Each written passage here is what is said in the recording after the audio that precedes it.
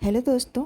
आज मैं आपको बताऊंगी कि अगर हम दूसरे लोगों के लिए हमेशा अवेलेबल रहते हैं तो कुछ चीज़ें हैं जो नेचुरली होने लगती हैं। जैसे कि लोग हमें ग्रांटेड लेने लगते हैं। उन्हें लगता है कि आप तो हर वक्त मिल ही जाओगे, तो इसलिए वो आपकी वैल्यू उतनी डीपली फील नहीं करते। आपकी अपनी जो प्रायोरिटीज़ होती हैं वो पीछे रह जाती हैं। जब आप सबके लिए टाइम निकालते हो तो आपके जो अपने गोल्स होते हैं, हॉबीज़ होती हैं और रेस्ट के लिए जो टाइम होता है वो कम बचता है।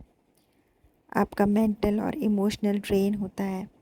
जैसे कि अगर आप हर वक्त अवेलेबल रहते हो दूसरों के लिए तो आपको इमोशनली ये सब थका देता है, क्योंकि हर किसी की प्रॉब्लम्स और डिमांड आपको ही हैंडल करनी पड़ती हैं। बाउंड्रीज़ वीक हो जाती हैं। आप ना नहीं कह सकते, आप ना कहने से डरते हो। तो इससे क्या होता है कि लोग और भी आपको ज़्यादा एक्सप्लॉइट करना शुरू कर देते हैं। आपकी रिस्पेक्ट कम हो जाती है। मतलब जब आप अपने लिमिट सेट नहीं करते तो लोग आपको स्ट्रॉन्ग पर्सनैलिटी के रूप में नहीं देखते हैं। बैलेंस ये है कि आप दूसरों की हेल्प करें पर अपने लिए भी क्लियर बाउंड्रीज़ बनाएं। जब आप सेलेक्टिवली अवेलेबल होते हो तब लोग आपकी प्रेजेंस की वैल्यू ज़्यादा करते हैं। तो इसके लिए मैं आपको एक कहानी भी सुनाती हूँ। एक गांव में एक आदमी था जिसका नाम था अरुण। वो बहुत दयालु था और हर किसी की मदद के लिए हमेशा तैयार रहता।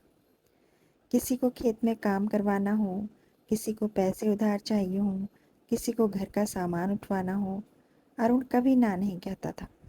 शुरू शुरू में लोग उसकी बहुत तारीफ करते थे। अरुण कितना नेक इंसान है, कितना मददगार है। लेकिन धीरे धीरे सबको आदत पड़ गई। अब कोई भी उसके समय की इज्जत नहीं करता था। एक दिन अरुण बीमार पड़ गया। उसे भी मदद की ज़रूरत थी। लेकिन गांव के लोग बोले, अरे अरुण तो हमेशा खुद ही सब संभाल लेता है, ये भी कर लेगा। और कोई उसकी मदद को नहीं आया। तब अरुण को एहसास हुआ, अगर हमेशा हम सबके लिए उपलब्ध रहते हैं तो लोग हमें आदत बना लेते हैं और आदत की कभी कदर नहीं होती।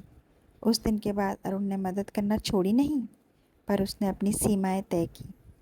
जब उसे सच में समय होता वो तभी मदद करता। धीरे धीरे लोग उसकी मौजूदगी की अहमियत समझने लगे। इस कहानी से हमें ये सीख मिलती है कि दूसरों के लिए मौजूद रहना अच्छी बात है, लेकिन अपनी कीमत बनाए रखने के लिए ज़रूरी है कि हम ना कहना भी सीखें। तो दोस्तों, कैसा लगा आज का ज्ञान आपको? प्लीज़ मेरी कहानी को देखिए और मेरे चैनल को लाइक, शेयर और सब्सक्राइब कीजिए। और ये जो मैंने आपको बात बताई है ना, ये सच में होती है। मेरे साथ तो सच में हुई है। तो अगर आप भी ऐसा करते हैं तो जल्दी से अपनी इस आदत को बदल लीजिए। मैं ये नहीं कह रही हूँ कि आप लोगों की मदद मत कीजिए या लोगों के लिए कुछ मत कीजिए, आप कीजिए, लेकिन जहाँ तक आपकी लिमिट हो ना वहीं तक कीजिए, उससे बाहर जाके मत कीजिए।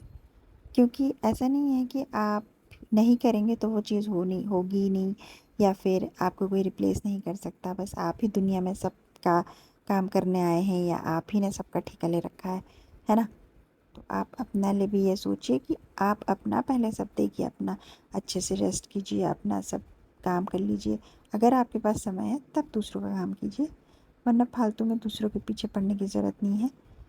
और ये सब मैं करती हूँ और इससे बहुत ही नुकसान होता है। ये सब मत कीजिए।